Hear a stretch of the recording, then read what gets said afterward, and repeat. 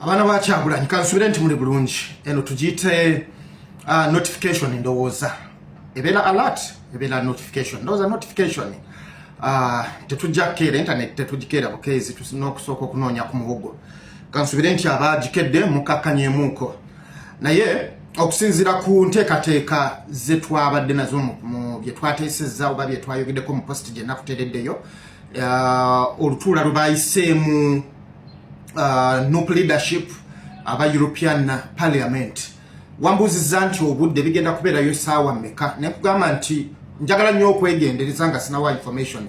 Of course the program yatambudde wadde bataddeko obudde naye nga nze sinna confirming bulungi masagala kisaawo kakati kiri confirmed era notification ngifunye nti European Parliament egenda kutuula ng'ennaku olunaku lwasigaddeyo ennaku z'omwezi 23 wabula obudde bwakyuseemu wogenda ku website yabwe bakukyusiza bataddeko final confirmation.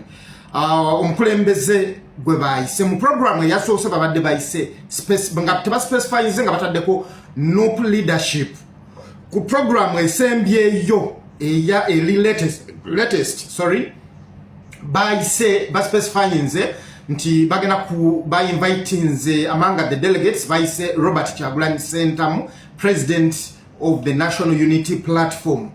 Okay? Omulala gwe bayise bakyusizaamu ne bajjawo Miljan so omukyalo oyo Kyeruppe bamugyemu olw'ensonga nti bagenza okukebera mu system ng'omukyalo ono wa NRM ataliko wadde akabuuza kubanga nagamba system y'abazungu tekola ki tomala bypassinga ne information ebeerayo so bagenza omukebera nga munyampi okuba nti wa NRM esaawa eno tebagyetaaga ewekwewozaako era bamuyise nga bamanyi nti ali neutral ne bagenza okukebera mu system nga wa NRM pure tulifembi era nga ye yayamba ku muhozi okukweka muhozi simanyi oba kitegeera kugamba abeeranga maama katasobola kubawa information eri conclusive then abalala bajjamu oyo bamugyemu Mijanso then ne bajjamu ba European Union members abakikirira Africa abo congratulating oba bakulisa mu 7 nga awangudde bonna babajjemu ani gwe bataddemu Kyagulanyi bamuspecifyinze ne batugyayo wali twadde tumanyi nti NUP leadership ne batekawo Robert Kyagulanyi Ssentamu omupya gwe bataddemu nga bajjemu Mijanso n'abalala abo abanyampi aba NRM abakolera government ya Uganda bataddemu Sarah Birete nno omutwe mukulu nnyo kubanga mu post edije nakoledde namukwogereddeko njogera ku Sarah Birete babadde bamuleseeyo ng'owenkizo olw'ensonga nti ffe tumanyi nga wa civil society organization eyitibwa Center for Constitutional Governance CCG naye wetugenze maaso ate ne batulaga nti ayina ebitiibwa ebirala omukyalo oyo ye global network coordinator oba global network akola nga coordinator kalabalaba w'abazungu mu department eyitibwa global network of domestic election monitors simanyi batulifembi akolera etabi lye bayita global network of domestic election monitors ye Sarah Birete esaawa zigenda kuba saawa ogenda ku website bakutereddeko saawa meka bakutereddeko esaawa 10 ezo ziri tuli mu za Europe naye tugenda mu za Uganda ezewaka tugenda kubaako saawa 12 paka saawa emu kitundu omulamwa bakugambye main issue bagenda kuba basomesa oba badiscussinga si kwogera bwogezi wabula exchanging views ensonga ezikwata ku byobufuzi ebiri mu Uganda specifically oba okusinga ennyo omutwe amaaso gonna gatunuulidde ku engeri akalulu kakwatibwamu aka 2026 yo electoral commission yakikwasaganya eti era eyimiridde etya so yambuzizo obudde tugenda kubeera okuva ku saawa 12 tujja kuba tunyusa abasinga paka saawa emu kitundu tubeerewo tukyankalanye internet tukyankalanye European Parliament temusuula. Assalamu alaikum wa rahmatullahi wa barakatuh. Omuzungu agamba better late than never. Okere wakusinga obutajja. Nange mukowe eryo munzikirize mwemba mpitira ejayolobera wanyindo okweggala jankuttemu ne sivaayo mangu babuulira byabaddewo abangoberera ku mikutu gyange egyenjawulo nga buli jaji Makolo Kavuma TikTok ku Facebook Makolo Kavuma Defiance Man. Ennaku z'omwezi zabadde 18 olunaku olwokusatu mu mwezi ogwokubiri ensi yonna ng'eri ku bunkenke. Abawagira President Kyagulanyi nga tuli ku bunkenke. Anaayogera taayogere. Anaayogerera wa? Y'abaffe tebaamanye waasinzidde kwogera abatamanya ngamba abaagala omutuusaako obulabe ne bamutuusaako obulabe. Ne tubeera mu ssaala naye twebaza Allah azza wa jalla eyatukoledde ekyamagero n'amuleeta n'ayogera. Waasooseewo omukyala yansanyudde abantu babadde basatu abasinze okunsanyula mu summit eyo eyabadde Geneva. Njagala okusooka okwebaza muganda wange munnastruggle munnaffe bwe tuli mu lutalo olw'okulaba nga tufuna enkyukakyuka n'obwenkanya JB Muwonge. JB Muwonge, I salute you. Buli amanyi JB Muwonge amugambye muwadde ebimuli bye ng'akyali ku nsi. Yatutembeese bulungi ensonga ne zivaayo nga bwe twabadde tuzisuubira. Omukyalo okuva e Iran yazze n'ayuza n'ekifaananyi kya Prime Minister wa Iran n'atubuulira nti mu buli ssaawa emu e Iran abantu battibwa abayitirivu. Kitalo nnyo. Ne wajjawo omukyala eyavudde e Russia n'ayogera ku Vladimir Putin obubiibwe. Ne wajjawo omuvubuka eyankutteko ennyo yampadde message eyanzizizzaamu amaanyi. Omuvubuka oyo yavudde Cuba. Yagambye yabadde ayogera na Lucuba naye nga bivvuunulwa wali.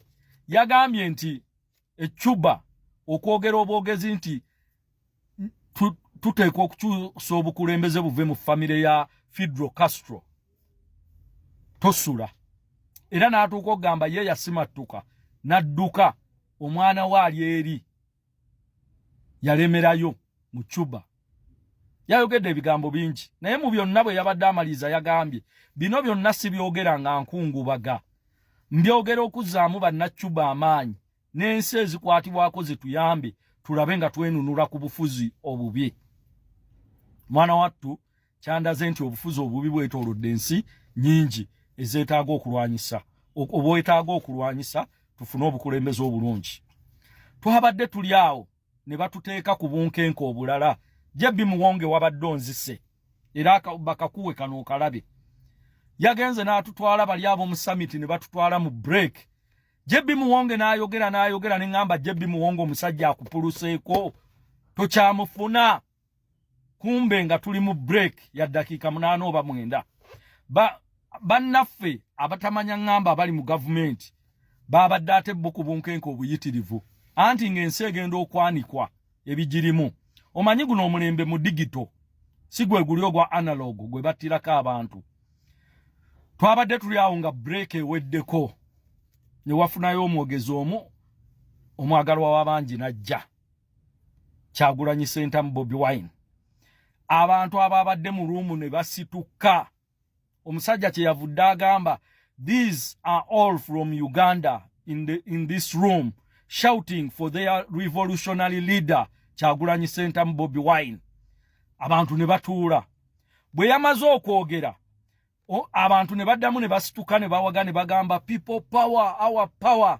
Omusajja yabadde kalabalaba w'omukolo n'agamba after listening to the best speech of their revolutionary they have stand up to give him a standing conversion.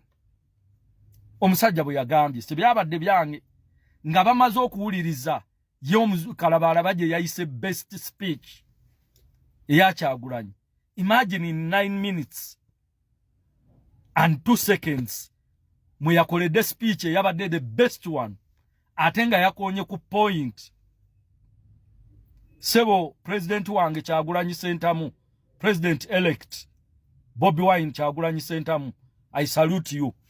Watukoze obulungi obutagambika omwana wattu. Ensi yonna nekkakkana emitima.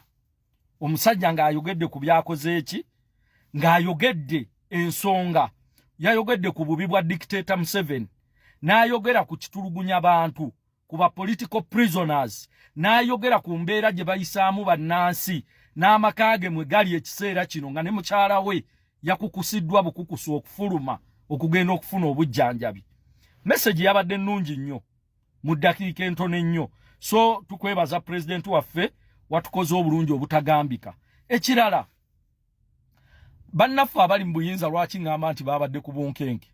Oluvannyuma lwa mawulire ga Daily Monitor olunaku lwa jjo okufulumya omutwe ogwabaddeko nga gwogera ku byabadde mu summit eyo ne Kyagulanyi bye yayogedde. CDF General Muhoozi Kainerugaba mutabani wa Mwami Museveni yavuddeyo n'agamba nti tebagenda kukkiriza nonsense oyo monitor bagenda giteekako embeera. Ekyo nno kitegeeza akaliro baakawulidde, babadde tebaagala bantu babiwulire.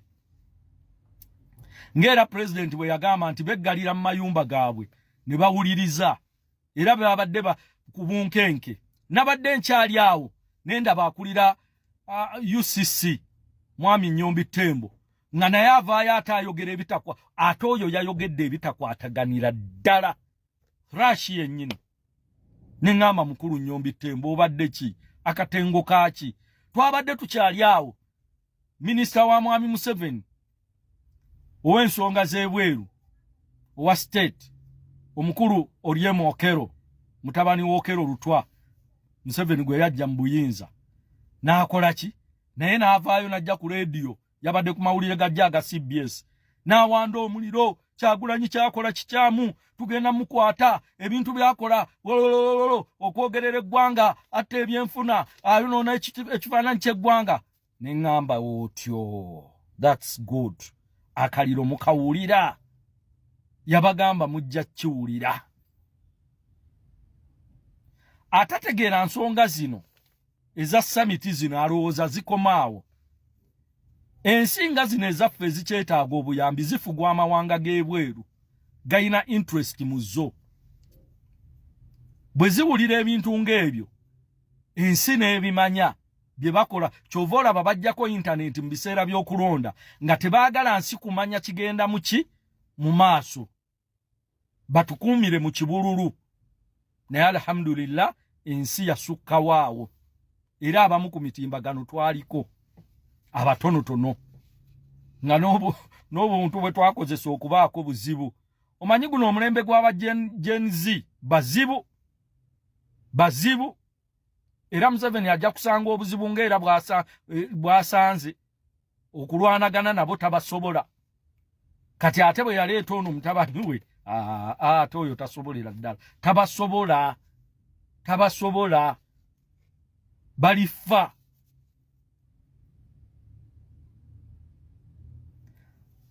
N'olwekyo njagadde nzije mbabuulire nti embeera gye twabaddemu olunaku olwokusatu nga nnaku z'omwezi 18 omwagalwa w'abangi ng'ayogerako eri ensi naye alhamdulillah yamaliriza n'ayogera wakati mu bunkenke obwabaddewo ebigambo ne bikola ki ne byogerwa. Yaze yeeteeseteese bulungi ate n'ekifaananyi ne kivaayo bulungi we yabadde. So njagala okutwala omukisa guno okwebaza abo bonna abaasobodde okutwala obudde ne banoonya emikutu kwe twabadde ne bamulaba n'abataasobodde obutambi mu bufunye nga bwe bwatambudde. Naye tubagamba it's not over until it is over. Tekinnaggwa mpaka lwe kinaakola ki lwe kinaggwa. Omanyi ntera okugamba bannange bempangala nabo nti okujjako naakyemalira kubanga kunoonya ssente. Sente bwe zikubule leero encakeera tomanya lw'otakedde Allah lwayinza okuba lwabadde aleese omukisa gwo. Kati naffe abali mu lutalo n'olw'okulaba nga tufuna enkyukakyuka tetuggwamu maanyi nti olw'okuba oli yeerangirira ne yeewaŋŋamya akola bino na biri nedda. Tujja kwongera nga tugenda mu maaso okupushinga. Njagaliza abasiraamu mwenna swabu mwennungi bannastruggle mwenna mbagamba nti tugume tujja kutuuka ku buwanguzi insha Allah. Allah ali ku saidi yaffe. Assalamu alaikum wa rahmatullahi wa barakatuh.